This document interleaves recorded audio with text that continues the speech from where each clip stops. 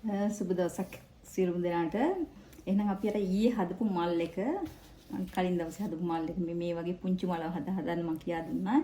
ඒ පුංචි මල් එකෙන් අපි කිව්වා බිත්ති සැරසිලි හදන්න පුළුවන්, වාස් හදන්න, ලස්සන මල් වාස් හදන්න පුළුවන්, බොකේ හදන්න පුළුවන්. ඒ වගේ අද මම මේ වගේ පුංචි වාසයකට කොහොමද මේ මල් හදන්නේ කියලා බලනවා. මට හැබැයි චූටි දෙයක් තියෙනවා. මෙතන ඇවිල්ලා මේ ලා කොළ පාටින් තමයි කොළ ටික හදලා තින්නේ. මේකට ගැලපෙන්නේ මේ තද කොළ පාටින් හදපුවා. නමුත් තද කොළ පාට කොළ නැති නිසා තමයි මම ඒක තෝරගත්තේ.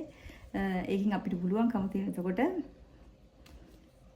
තමන් කැමති පාටකින් මේ මල් අරගෙන ඒකේ තිර ලස්සන පොඩි වාස් එකක් හදාගෙන මේ චූටි වාස් එක, ඒ වාස් එක අඟල් 3ක් විතර තියෙන උස.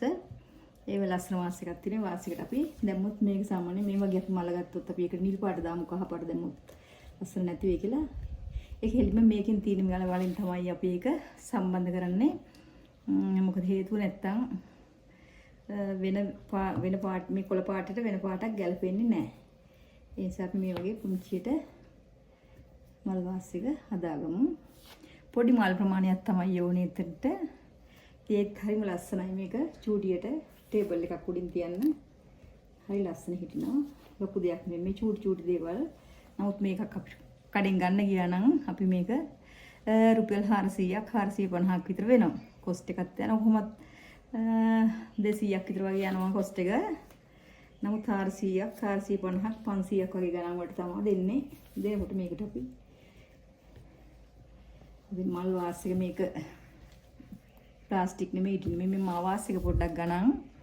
ඒ වාස් එක ගණන් නිසා අපිට පොඩ්ඩක් එතනදී ඒ වාස් එකේ ගාන පොඩ්ඩක් මේව කරන්න වෙනවා.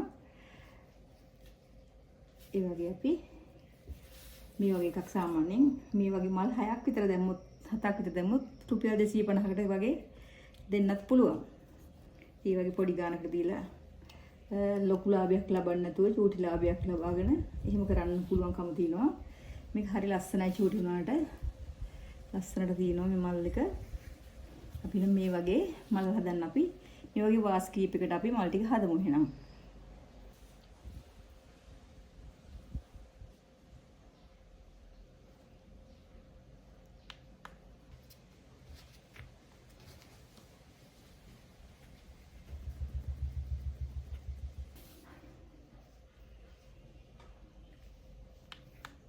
මල් වාස් හදන්න පුළුවන් පොඩියට